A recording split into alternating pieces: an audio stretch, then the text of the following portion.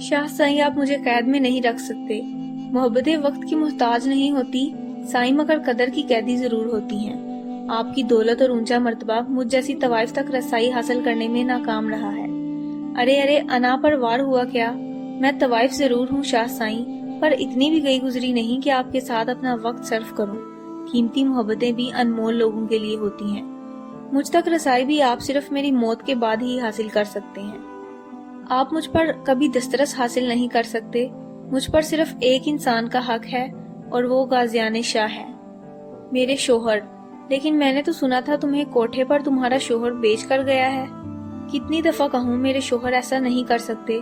बहुत मोहब्बत करते हैं वो मुझसे। अगर तुम्हारा शोहर तुमसे मोहब्बत करता तो कभी तुम्हें ऐसी जगह छोड़कर नहीं जाता। सबको गलत फहमी हुई है। मुझे अपने शोहर पर पूरा भरोसा है। इतना एतबार भी अच्छा नहीं होता इरिद साहिबा। अभी से हकीकत को तस्लीम कर लें, वरना तकलीफ ज्यादा होगी। जिंदगी तो अब तुम्हें मेरे साथ ही गुजारनी पड़ेगी। वक्त रहते समझ जाओ, तुम्हारे लिए बेहतर रहेगा।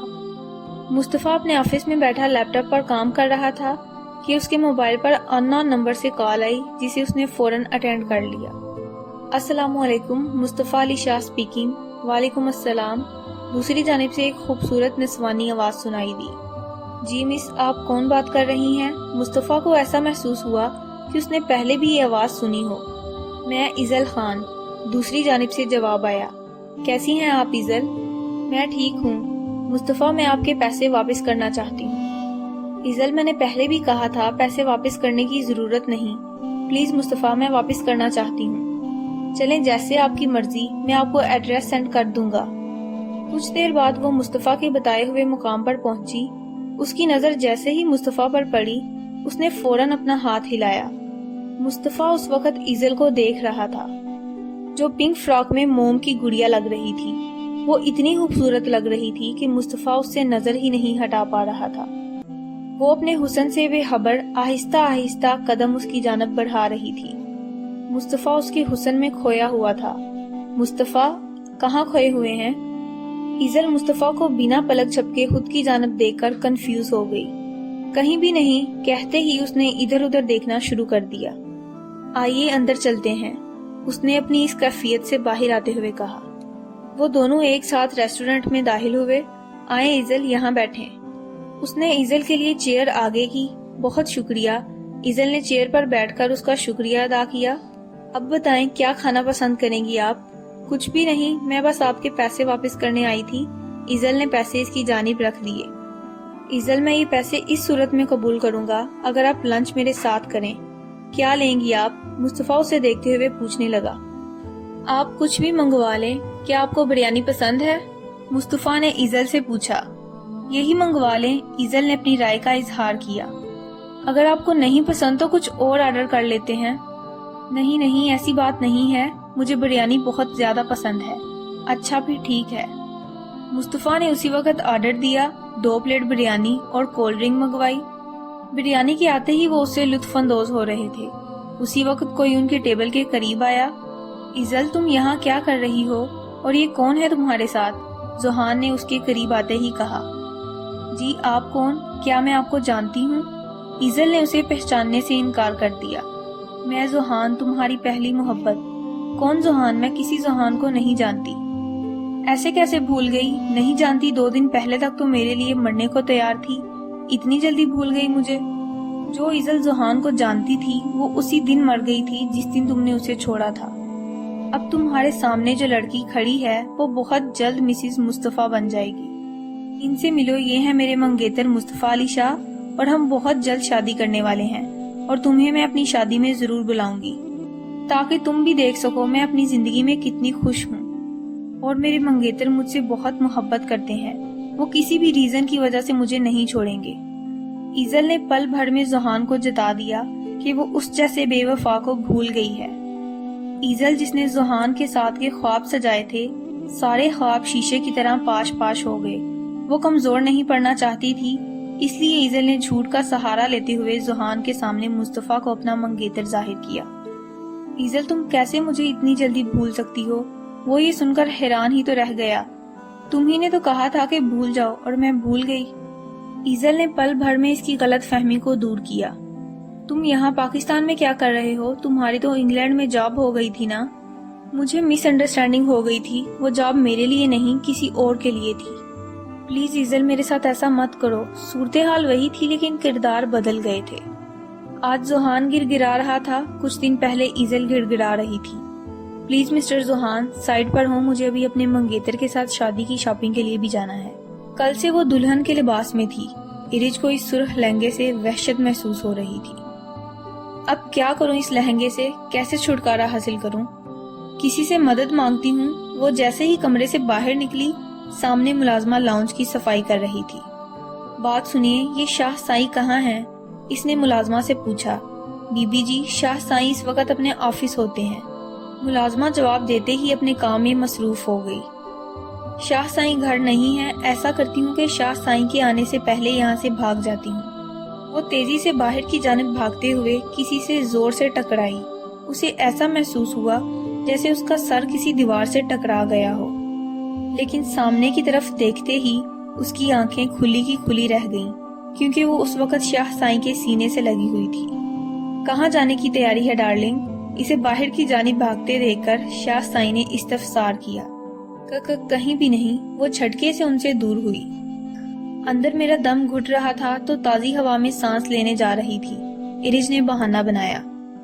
لگ تو نہیں رہا کہ تم گارڈن میں تازہ ہوا لینے جا رہی تھی، لیکن اگر تم کہتی ہو تو مان لیتا ہوں۔ اس گارڈن کی حدود سے آگے گیٹ ہے، اور کبھی اس گیٹ کو پار کرنے کی کوشش مت کرنا، کیونکہ تم میری قیدی ہو اور اب تمہیں ہمیشہ اسی قید میں رہنا ہے۔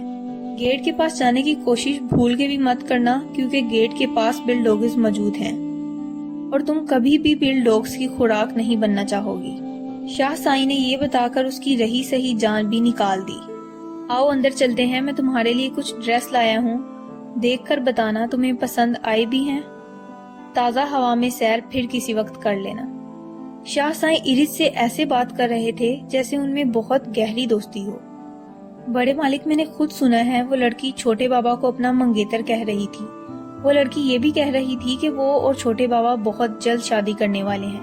ماہد، فوراً فون بند کرو، مصطفیٰ اور اس لڑکی کو لے کر حویلی پہنچو۔ جیسا آپ کا حکم بڑے مالک۔ مصطفیٰ، میں نے زوہان کے سامنے جھوٹ بولا، اس کے لیے سوری۔ اٹس اوکے آئزل، I can understand your situation. آپ کا ایک بار پھر شکریہ، آپ نے پھر میری مدد کی۔ آپ ہمیشہ مجھے ہر مشکل سے بچا لیتے ہیں۔ کافی ٹائم ہو گیا ہے، بابا میرا انتظار کر رہے ہوں گے، اب مجھے جانا چاہیے۔ کہتے ہی وہ وہاں سے جانے لگی کہ اسی وقت 3-4 آدمیوں نے مل کر ایزل کو زبردستی گاڑی میں بٹھایا۔ مصطفیٰ جیسے ہی مدد کے لیے آگے بڑھا، ماہد بابا کو دیکھ کر حیران رہ گیا۔ ماہد بابا، آپ یہاں کیا کر رہے ہیں؟ چھوٹے مالک، میں آپ کو لینے کے لیے آیا ہوں، بڑے مالک نے آپ کو حویلی بلایا ہے۔ ماہد بابا، میں گھر نہیں جاؤں گا، مصطفیٰ نے جانے سے انکار کر دیا۔ آپ کو میرے ساتھ چلنا ہی ہوگا، ورنہ مجھے آپ کے ساتھ زبردستی کرنی پڑے گی۔ چھوٹے مالک گاڑی میں بیٹھے۔ ماہد بابا کے الفاظ سن کر مصطفیٰ گاڑی میں بیٹھ گیا۔ اتنے سالوں بعد بابا سائیں کو میری یاد کیسے آ گئی، مصطفیٰ نے دل میں سوچا۔ مصطفیٰ کو کار میں بیٹھتے ہی ایزل حیران رہ گئی۔ یہ کیا ہو رہا ہے؟ یہ لوگ ہمیں کہاں لے کر جا رہے ہیں؟ کہیں انہوں نے ہمیں کڈنیپ تو نہیں کر لیا؟ خوف کے مارے سے اس کی خلق سے اٹک اٹک کر الفاظ نکل رہے تھے۔ ڈرو مت، یہ لوگ میرے بابا سائیں کے آدمی ہیں اور ہم دونوں کو حویلی لے جا رہے ہیں۔ لیکن یہ مجھے کیوں لے جا رہے ہیں؟ وہ پریشانی سے اس کی جانب دیکھتے ہوئے بولی۔ یہ تو حویلی جا کر پتا چلے گا، اس نے کہا۔ مصطفیٰ پلیز اپنے بابا کے آدمیوں سے کہیں مجھے جانے دیں، میرے بابا جان میرے لیے پریشان ہو رہے ہوں گے۔ اب یہ گاڑی حویلی جا کر ہی رکے گی، میں ابھی کچھ نہیں کر سکتا، ہم جیسے ہی حویلی پہنچیں گے میں آپ کو واپس بھجوا دوں گا۔ آپ پریشان نہ ہوں، مصطفیٰ نے اس کے ہاتھ پر ہاتھ رکھتے ہوئے اسے تسلی دی۔ ایرج نے شاہ سائیں کے لائے ہوئے ڈریسز میں سے بلیو کلر کا فراک پہنا۔ شکر ہے اس لہنگے سے چھٹکارا ملا۔ وضو کر کے وہ اللہ کی بارگاہ میں کھڑی ہو گئی۔ جب اس نے دعا کے لیے ہاتھ اٹھائے، اس کا جسم کپ کپا رہا تھا۔ وہ اللہ کے سامنے گر گرا رہی تھی، رو رو کر اپنا درد بیان کر رہی تھی۔ اے اللہ، میری عزت و آبرو کی حفاظت کرنا، مجھے کوئی رستہ دکھا کہ میں یہاں سے حفاظت باہر جا سکوں۔ اللہ کی بارگاہ میں اپنا درد بیان کرنے سے اس کے دل میں سکون اتر گیا۔ اسی وقت دروازے پر دستک ہوئی بی بی جی میں صابرہ، مجھے شاہ سائیں نے آپ کے لیے ناشتہ دے کر بھیجا ہے، جاؤ اور کہہ دو اپنے شاہ سائیں سے کہ مجھے کوئی ناشتہ نہیں کرنا۔ لیکن بی بی جی، شاہ سائیں نے کہا تھا جب تک آپ ناشتہ نہ کر لیں میں واپس نہ آؤں۔ ایک بار کہا نا کہ مجھے ناشتہ نہیں کرنا تو مطلب نہیں کرنا، وہ اونچی آواز میں چلائی۔ ملازمہ کے جانے کے کچھ دیر بعد شاہ سائیں کمرے میں آئے۔ کھانا کیوں نہیں کھا رہی؟ مجھے بھوک نہیں ہے۔ بھوک نہیں بھی ہے پھر بھی کھانا کھاؤ۔ رضیہ بھی کھانا لے کر آئیں۔ مصطفیٰ نے رضیہ بھی کو کھانا لانے کا کہا۔ کھانا کھاؤ، مصطفیٰ نے درشتگی سے کہا۔ میں نے کہا نا بھوک نہیں ہے۔ ارج نے بھی اسی انداز میں جواب دیا۔ ارج، آرام سے کھا لو ورنہ مجھے کھلانا پڑے گا، اور میرے ہاتھوں سے تم ہرگز نہیں کھانا چاہو گی۔ میں نہیں کھاؤں گی، جائیں آپ یہاں سے۔ بار بار میرے پاس مت آیا کریں۔ اگر مجھے بھوک ہوگی تو میں خود ہی کھانا کھا لوں گی۔ اچھا، ایسے تم نہیں مانو گی، میرے ہاتھوں سے ہی کھاؤ گی۔ شاہ سائیں نے نوالا اس کے منہ کے قریب لے گئے اور زبردستی اس کے منہ میں ڈال دیا۔ نہیں، آپ رہنے دیں، میں خود کھانا کھا لوں گی۔ ڈر کے مارے اس نے تیزی سے کھانا شروع کر دیا، کہیں شاہ سائیں اسے پھر سے کھلانے نہ لگ جائے۔ خدیجہ بیگم، کہاں ہیں آپ؟ کیا ہوا شاہ جی؟ آج میں تمہارے لیے ایک خوشخبری لایا ہوں۔ کیا مصطفیٰ گھر آ رہا ہے؟ ہاں، مصطفیٰ گھر بھی آ رہا ہے اور ہماری بہو کو بھی ساتھ لا رہا ہے۔ کیا سچ میں مصطفیٰ نے شادی کر لی؟